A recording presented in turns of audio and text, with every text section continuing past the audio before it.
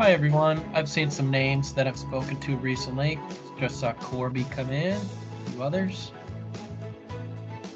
Yeah, I think most of our attendees today are return guests, which I say every time it's fun to have people keep coming back. Cool.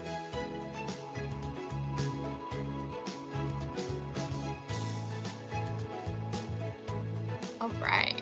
We'll just wait. Now it's 9:01. Give people one more minute to hop on their computers or phones, and then we'll get going. So for those of you on a computer, you do have a chat option.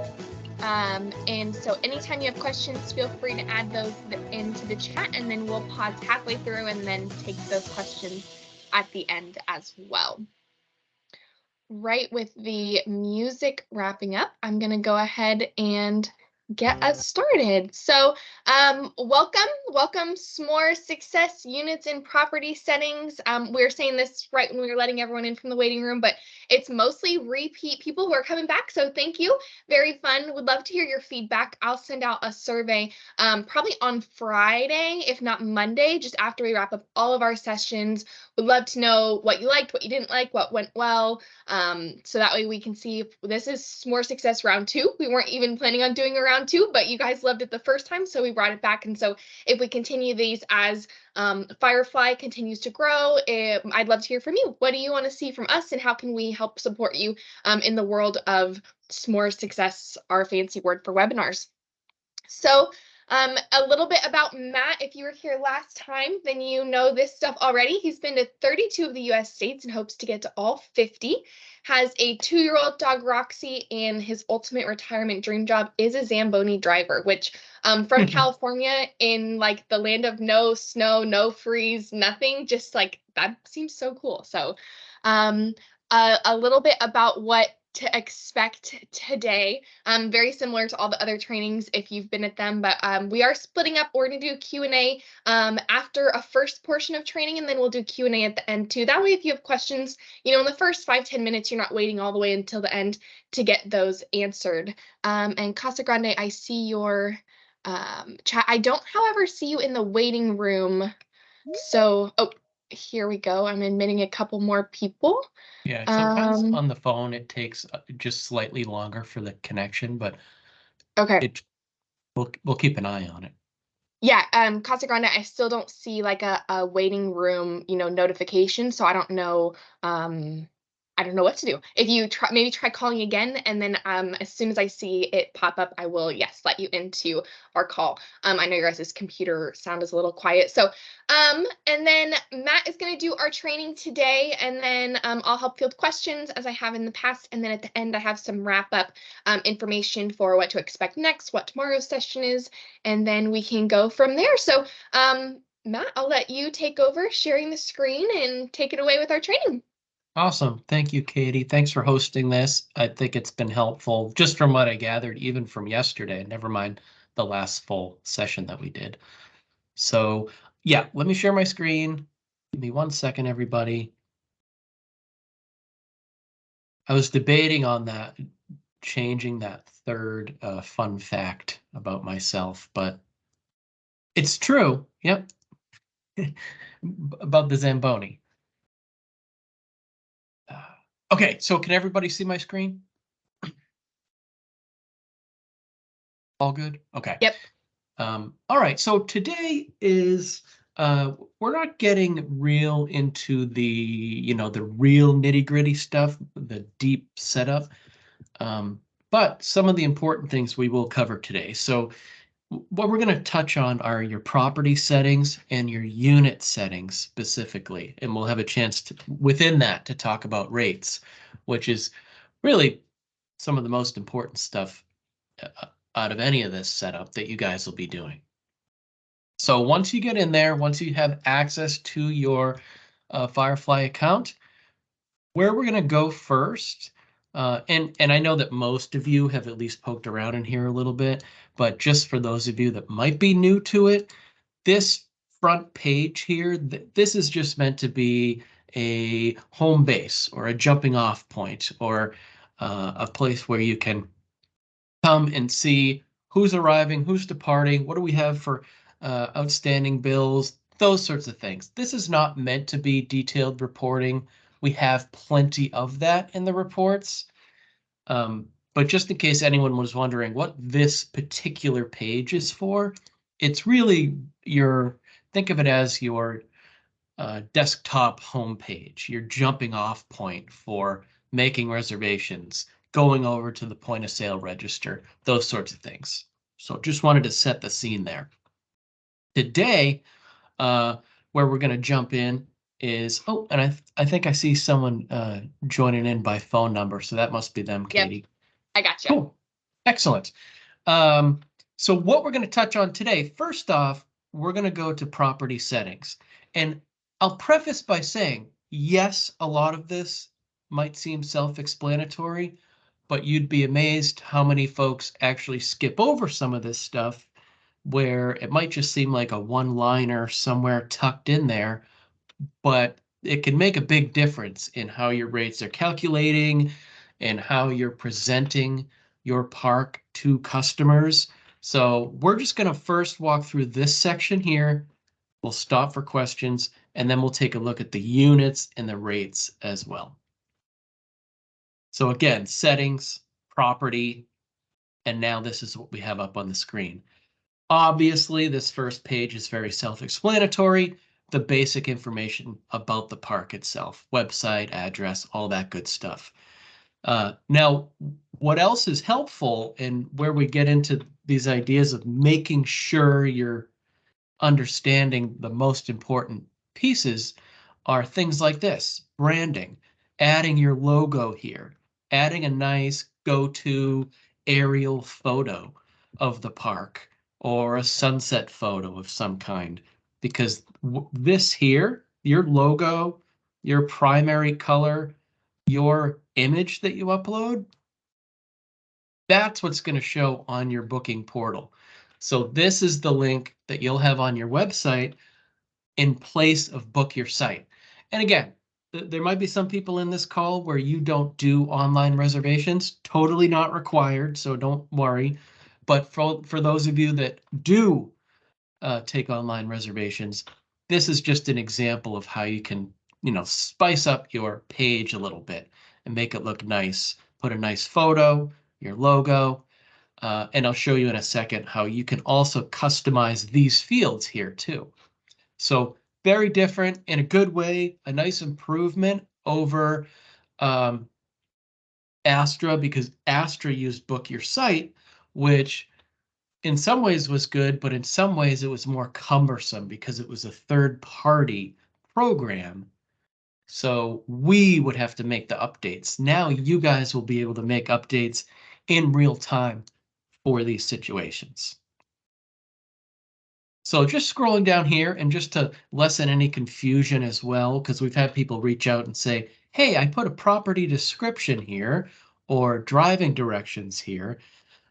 This information does not show on the reservation portal in Firefly. Anything under here where it says location information, that is specifically for Reserve America. And Reserve America is another program that is owned by us, by Aspira, that you get a free listing on if you want it. It's not required.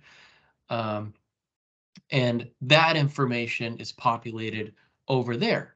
So basically the way that works is people can book reservations through Reserve America, which is a very popular website. And those reservations will show in here. They'll show in your grid in Firefly. The only difference is just that it'll show how it was created, reservation created. It'll say Reserve America rather than front desk or reservation portal. So really, it's just an opportunity to gain some more traction, some more visuals out there, people seeing your park, and that's where this information goes. The reservations tab, we won't go through all of this because there's a ton to it, but the highlight here, the important thing about this is go through it. Take the time. It won't be too much time, but take that 10 minutes and go through and say, okay, what we accept short-term reservations? Do we accept ongoing reservations? And to clarify that, ongoing reservations means parks that set up a reservation that does not have an end date in sight. So think month to month, you're going to just set up an automatic recurring monthly charge. That is what ongoing would be. One big thing that parks overlook because they don't run through these areas is this. This is one of the things that comes up the most is your rate calculation mode. So as in the example, just think about it as a 10-night stay. You can set your rate calculation mode as prorated or waterfall. So in other words, if you have a 10-night stay, how do you want to calculate those last 3 nights? That's what this is doing here. If you choose prorate, oh, there's Lauren there. If you choose prorate, what that's doing is you get obviously the 7-day, you get the weekly rate, and then it prorates 3/7 of another weekly rate. So some parks like that, some don't. The alternative is waterfall. So that would be for that 10-night stay, that person would get a weekly and then 3 single daily rates, I should say. So things like that are easy to overlook. There's so much in here, but we encourage you to, especially with this tab here, to walk through, set up your specifications, customize it how you like it, because it's better to set it up than after you're already live and you have someone that has a funky calculated reservation. A couple other important things here too. You can set a default max days out to allow a reservation. The default is a year, 365. We just worked with somebody the other day. It was 6 months. So meaning at no time can someone book further out than 6 months, no matter what day of the year it is. All those sorts of things can be customized in here for you guys. So if you happen to have same day reservations and there's a certain time, you might not be able to accommodate 10 p.m. check-ins or something like that, you can address that here as well. So all that nitty-gritty stuff can be addressed in this reservations tab. So we encourage you to take that 10 or 15 minutes and just run through it, make sure everything looks exactly how you want it to look. As I mentioned, when I pulled up the reservation portal where the guests would book, here is where you can customize some of that stuff. So here, if you don't care if they tell you they're bringing pets, or if you don't necessarily care about the age of the RV, you don't have to ask for that sort of stuff. If that's useless data for you, you don't have to ask that. So you can customize all this as needed. Same thing goes with vehicles. Somebody bringing an extra vehicle. Do you really need make, model, color, or maybe you just want the license plate? You guys get to decide what exactly you're asking for. With fees, this is where you guys can pass on the cost of Firefly. So as everyone knows by now, the Firefly pricing is $350 per reservation. And here, within this reservation fee rule, that's where you can pass that on to the guest. So to be clear, you will get an invoice from Firefly each month, but these guests, one by one, are each paying the $3.50 as part of their reservation, and think of it as them reimbursing you for the cost of Firefly. That's where you put that in, just like this. This spot down here, that's also, if you wanted to, where you can pass on the credit card processing fees as well. If you're working with Basis or uh, Stripe or Bridge Pay or Global Payments, you can pass on their fees there as well. And then speaking of those processors, we won't get too into the nitty gritty here, but just to give you an overall spiel of what to expect.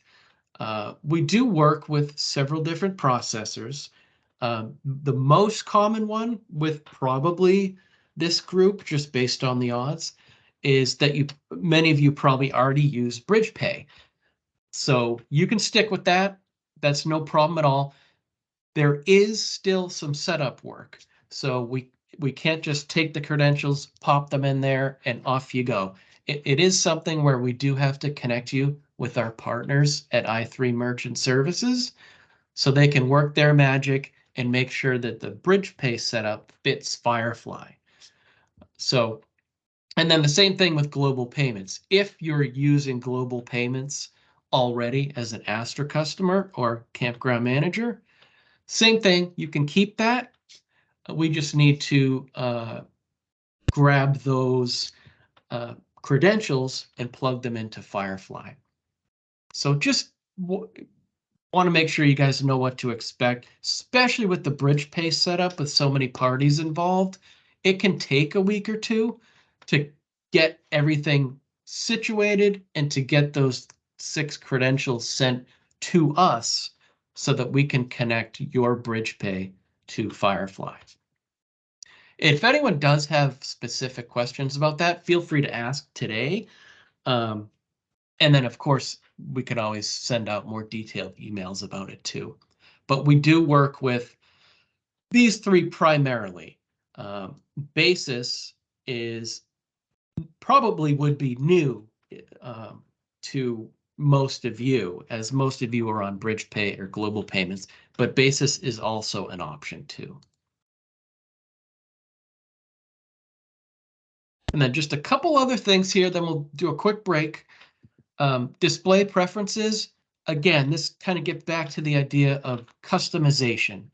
A lot of parks don't take the time to look at this. I know everyone's busy. I know you might not get around to it right away. This is just me encouraging you to at least take a look at it. Even if it's just for simple little nitty gritty things, it's going to help you customize your park how you like it. So, for example, at my park here, I don't want it to show as lodging in the dropdown. I want it to literally show as cabins. These are my cabins. So little things like that. Or if you have huts or if you have yurts, you can make sure that those are listed as unit types. You can then hide specific equipment types, and then you can also customize the equipment types just like the units. So this is where you can override things and make it fit your specific setup as best as possible. And then at the bottom here, this is something that I'd say the large majority of parks like, so figured I'd mention it. In the display preferences tab, at the very bottom, it says show RV size limitations by each unit. What that is doing is here on your grid. It's just giving you a little bit of extra information at a glance of what's the max size, what do we accept for slides on these 2 sites. So a lot of parks like to have that. All right, and then just lastly, quickly with these ones, this is easy. This is just notifications, meaning anytime there's a new notification, or excuse me, new reservation, this is the email address that's going to get a note, get an email about that, any new reservations. And then the kiosk, some of you might be familiar, some of you might not be. This is a way for, say, late night check-ins, or if you just need a little help at the desk. where you have maybe a tablet or an iPad where someone can check in on their own. That's what this is for. Think of it as a self-service kiosk where they can make a reservation if they're a walk-up, they can check in, they can make a payment, they can check out, those sorts of things without having to clog up the line, say on a busy Friday. The other big hit with these is after hours. So it still allows people to come and check in themselves after hours, as long as you have some sort of a tablet or device in a secure spot where they can get to it and check in.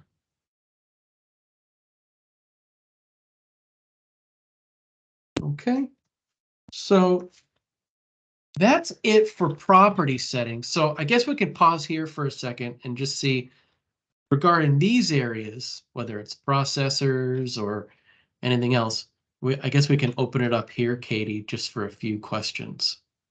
Perfect. We don't have any yet. However, someone is typing, so we'll give them a minute to type out their question. And then if you are on a phone or you are not able to type, if you want to go ahead and raise your hand, I can always unmute you as well.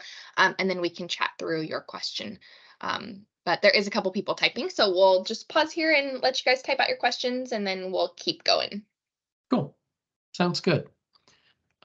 While you guys are typing, I'll show you one other thing that it might get hidden from some of these training sessions because it's kind of off on its own. So just wanted to also point out, if you go to settings and policies, whoops, that's where you can, and don't mind me, this is just a security thing related to the kiosk that I can explain.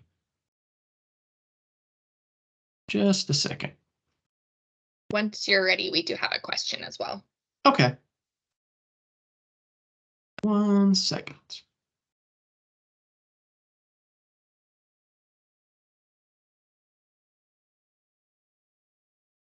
Okay. What was that question there? Can we set minimum or maximum dates for reservations depending on the equipment type? For example, a cottage versus a RV versus RV back-ins or pull-throughs. Yeah, you can certainly do it. It depends on how the park is set up. Yeah, so in other words, if you have certain units that are designated to certain equipment types, absolutely, that's easy. At the unit level, if you just open up any unit, you can add. Did you say, was it minimum night restrictions? Is that what you said, Katie? Yeah, minimum or maximum. Yep. So here's where that is. You can always add minimum, maximum night stays for any unit. And those units, you can decide which units are applied to those sites. Perfect. Another question we have. Hi, Matt. Would your Firefly reservation system work with with a Canadian park when it comes to credit card processing? And after Canadian, they put $CAD $. Yes, I should have brought that up because I saw Borby come in to the meeting. So yes, I confirmed this morning actually a couple things. So we work with, for our Canadian friends, our Canadian parks, you can work with Stripe is a credit card processor that we work with. And then if you're already on global payments, that should also work as well. So, and that might be even easier because that transition's pretty quick and simple that we've done so far. So those are the two options, Stripe, and if you're already using global payments, you can stick with those guys too. Perfect. Another question we have, can we do, Nadine who asked that question is currently with Global. Oh, perfect. Okay. Cool. Yeah, so you can stick with them. That's no problem. And that, from what we've seen, that, not to knock on wood, but that's been the quickest and easiest transition just by the way it's set up. So, yep, no problems with global payments. Perfect. Another question we have, can we do multiple opening days where we open a month of reservations at a time? For example, we do year-to-year reservations opening the month of April and May and January, and then in February we open June reservations and so on. Yes and no, in a workaround sort of way. I'd have to look in, I'd have to look into the best way to do it, but I'll just to show you a couple examples here. We do have certain spots where, like say here, max reservation date, guests are not able to make a reservation after this date. Lots of parks use that in conjunction with that situation where you're not going to let anyone book January 1st yet.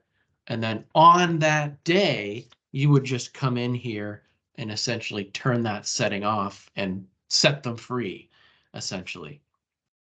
So yes and no, I can look more into that dual situation that you mentioned, but I think at least in a workaround way, we could make that happen. Awesome. That is the last question we have for now. So feel free, as Matt keeps going, if you have more questions, to throw them in the chat as well, and we will stop at the end to do more questions. So thanks, Matt. Yeah, sure thing. Thanks, guys. Good questions. So let's move on to go to my next page here, the units specifically. So same thing, you go to settings, you click on units. This is going to bring up your whole list of units. And I'm just going to open up number one just for the heck of it here. Or actually, I can open up one that I was working on today. Yeah, I think it's this one. So set up very similar to the property settings there, where you open a unit and you have all these tabs across the top of the page, each with its designated markers. This general tab, I'll just run through a couple things in here just to clarify a few things that I know people get confused about. So first off, the obviously this is where you can put the name, the number, all that basic information, class, slides, max length, minimum length, what sorts of reservations you accept. The real only confusion point for some people is this over here, max occupancy. So just to be fully clear on this, this has nothing to do with money. I think that's the easiest way to say it is this setup right here. This has nothing to do with extra person fees. Think of this as how many people do we fit in here? So we say, no matter what the combination is, 6 people's fine. So in that case, we'll say, we'll allow 6 people in general. We'll allow 6 adults. We'll allow, I guess, technically 5 children because there'd have to be 1 adult. That is how you'd set it up. This has nothing to do with the actual charges for them. I'll show you that next. But just want to make that clear that this is just strictly the numbers game of how many people will we allow on this site. Where those extra person fees come into play is when you're making the rate itself. So here's a rate that we have in here, just a standard daily rate. And you can see across the top here, depending on the park, you may not use some of these. Everyone's obviously going to have at least daily or at least monthly. But there is the option to have seasonal as well. Seasonal rates, a lot of parks will use these as just a one-time payment. So, you're here or you have a boat slip from the 1st of June until the 1st of October. You pay $2,000. It's yours. That sort of thing. That's what a seasonal would be. Daily, weekly, monthly, all self-explanatory. But within each of those, you can set up just your standard rate if you want to. So here's what a standard rate would look like. Name, put your rate in, put in your dates, and just a note that you do not have to put an end date on rates now. In Astra you did, but you do not have to do that in Firefly. So just to give you an example, say this one does have an end date. In a couple days, I wanted to go in there and set up a new one to take over for that. It would be as easy as this. So, whoops. Standard rate, 2024, we could call it $50. Begins on today. And you do not have to put an end date. A lot of people like doing this, and they could, eventually, sure, you might change the rate, but so that we don't have to worry about diving in there last minute come the end of next year, maybe you won't even have a rate increase. So a lot of parks just leave it. They'll leave this as the rate. And then over here is where you apply those extra person fees.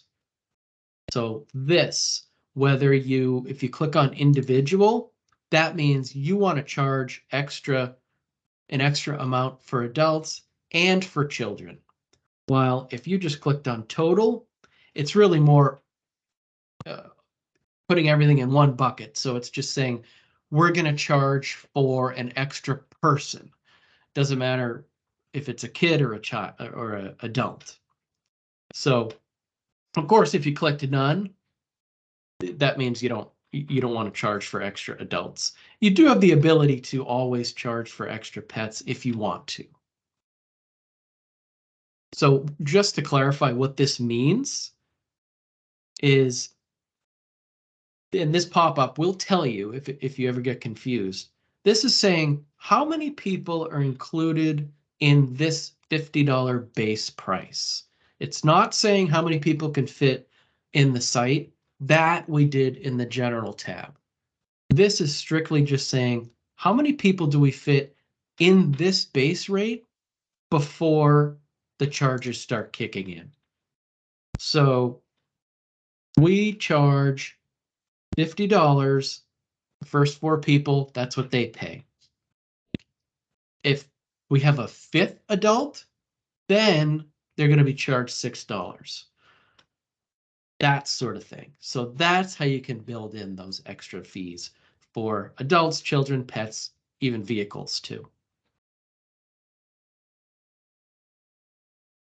Now with the special rates, those are designed for, say, holiday weekends, for, as you can see here, military rates, senior citizen rates, resident of the town rates, those sorts of things as well. It's nothing set in stone. You can use this for a variety of different discounts. And what's important to note here is the topmost special rate that meets criteria will be applied. So in other words, yes, you have this big long date range where it's $60 a day, but if this had the same date range and that guest's information qualified them, it would take this special rate. So the special rate will always trump the standard rate. It will override it, even if you have the same date range for your standard rate. And just to show you one example, this is what I would prefer. I can show you another way to do a discount. But say here, this is how you would set up a discounted rate. So a rate, say, just for military or veterans, or however you want to write it. You set it up just like any other rate, looks the same. $40. There's my dates. There's my extra charges. The one additional thing is you just tie it. So I click here, show advanced rate options, and you tie it to your rate qualifier that you would have already set up in the system. And I can show you where those are. But that's the only difference.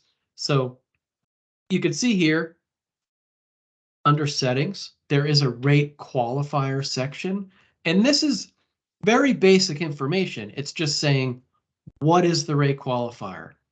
Who is going to be getting this discount? You don't put the discount here or anything like that.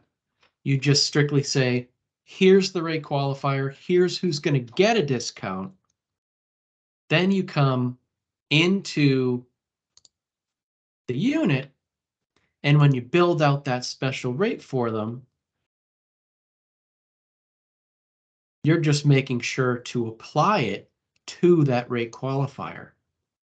And sort of to tie that all together, what does that look like for the guest? It might sound a little confusing at first, but all that, what that's doing on the back end is allowing both you internally, if you make the reservations, or the guest, it makes it nice and easy where they click this drop down here. Do you qualify for any special rates? Yes, I do. Military discount. So that's going to feed them that discounted rate because you had that set up in the system. The alternative is you can use our coupons if you want to, settings, coupons. That is just more of the old school way of doing a discount is everyone would get that 60-day charge, even those military members. But then at the very end of their booking, just like you're on Amazon.com or something, then you can put in the code to get your discount there.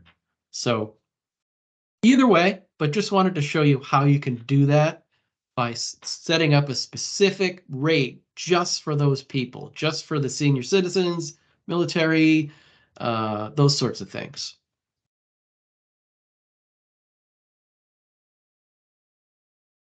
Okay, a few more things here, and then we'll have time for questions too. Deposits.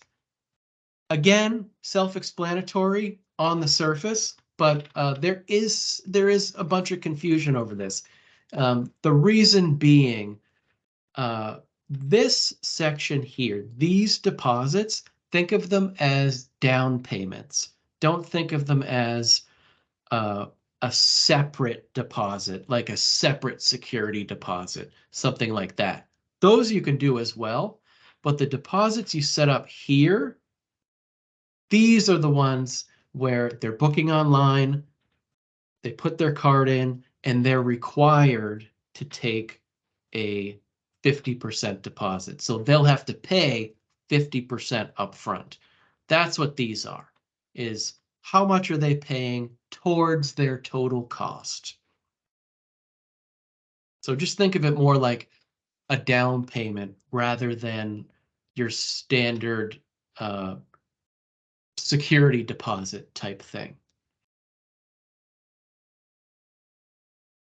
Taxes, simple enough, but something that we very, very frequently run into and want to make sure that people don't do this is when we run you guys through the tool, when we set you up, for those of you on Astra, when we run it through the tool, your tax rates should come over.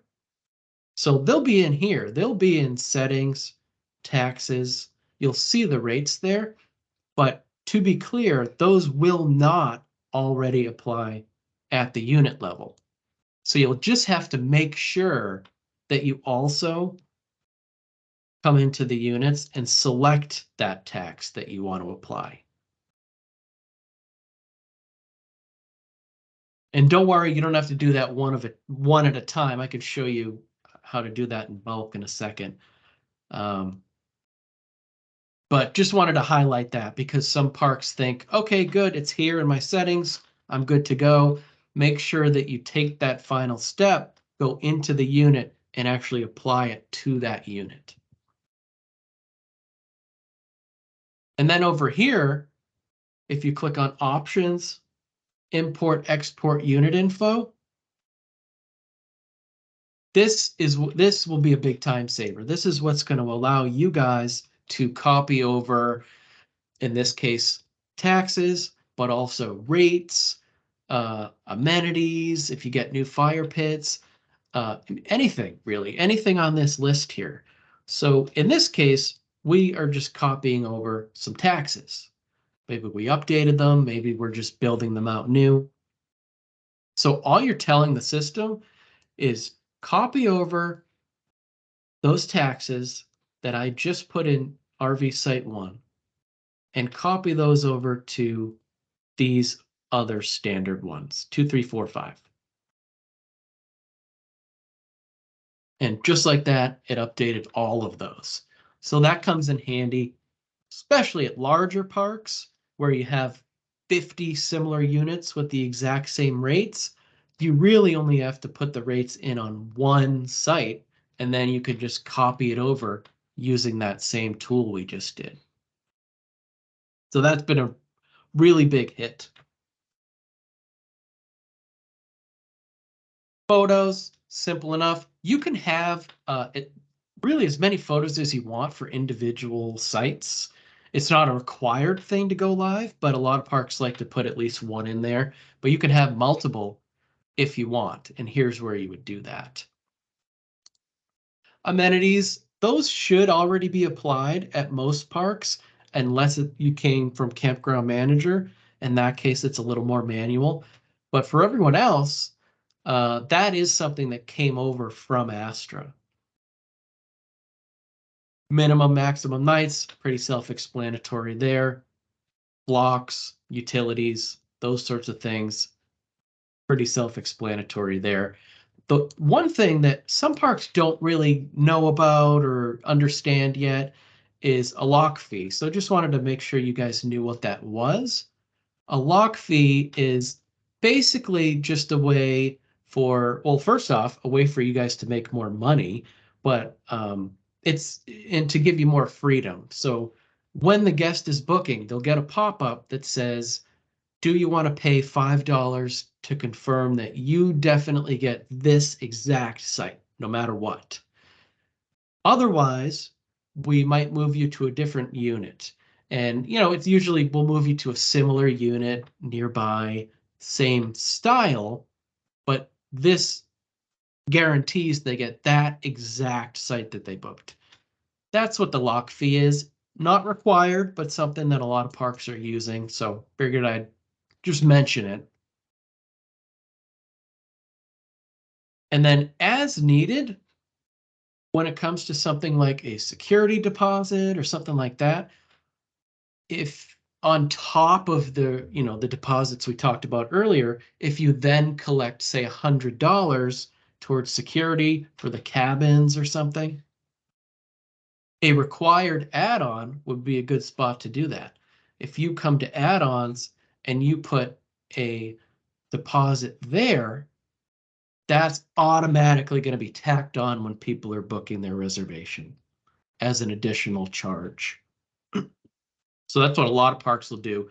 If you have that sort of thing, required security deposit, required uh, utility charge, something like that, you can add that as a required add-on.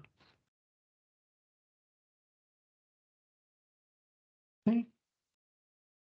And that is pretty much it that I wanted to cover today.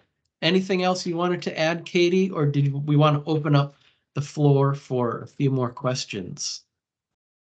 I think now is a great time for questions. And then while you guys are doing that, I will turn back on my camera and share my screen.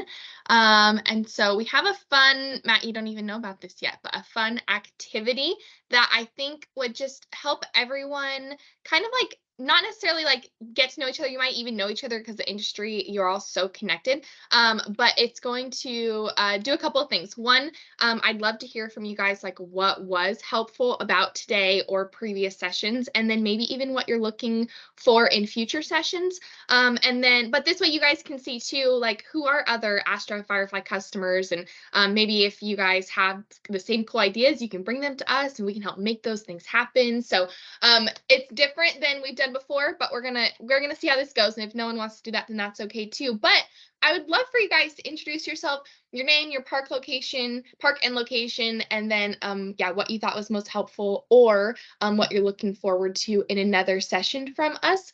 So I'm gonna go ahead and give you guys the option to unmute. If you want to click the raise your hand button, if someone wants to be the brave first person and kick us off, that would be awesome. And then yeah, we kind of see how it goes. If everyone's like, I don't want to talk, then that's okay too. But figured it would be fun to see how it goes.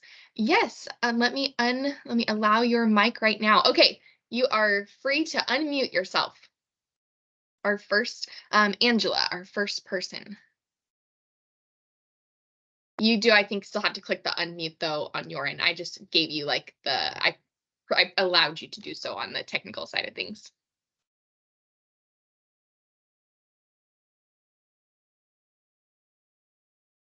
All right, I will go ahead and go over to Nadine. You also have the option now to unmute yourself and go ahead and introduce yourself.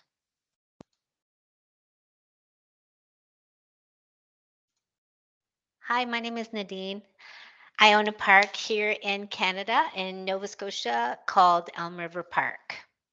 And my thoughts today were you were very informative. There's a lot of information that is very useful for us because we sometimes don't like change, but when you see what's upcoming, makes it a little easier to, jump into the new software. Thanks so much for sharing. Nice to virtually meet you. Definitely. And I hope that comes across with our trainings, is that it was literally designed to be more streamlined and easy to pick up on than, say, Astra. So that learning curve should be less scary, I guess is what I'm trying to say.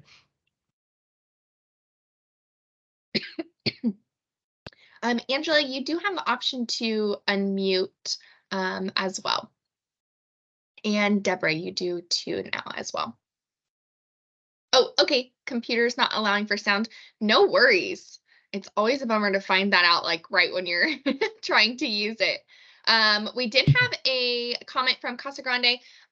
Chastity and Keisha set from Casa Grande RV Resort and Cottages said everything has been helpful. Thank you, you guys.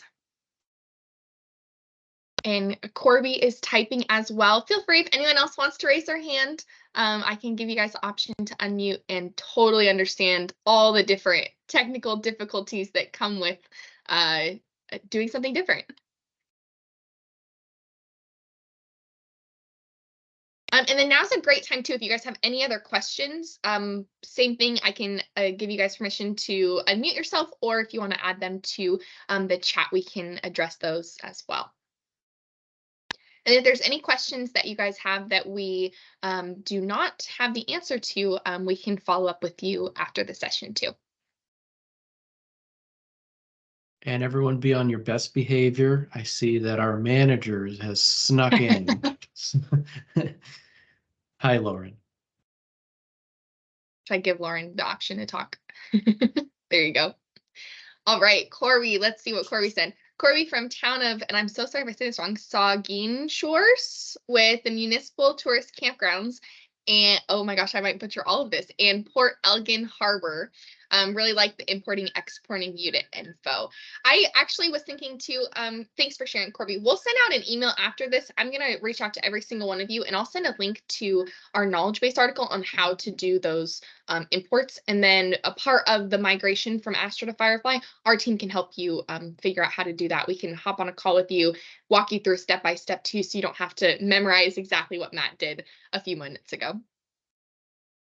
Yep, we have a good article for that. It's not that it's hard to find, it's just in some ways it can be hidden in the madness that is a new system. So we get it.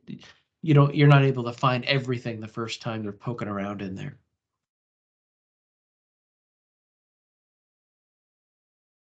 All right.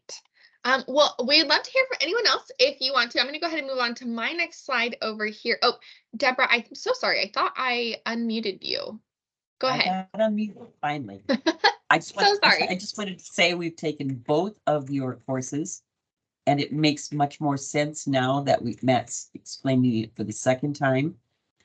We still have questions about setting up groups because we have a lot of groups that come into our resort throughout the year. But otherwise, Matt, you did a great job. Thank you. Thank you. Thanks for coming. I agree.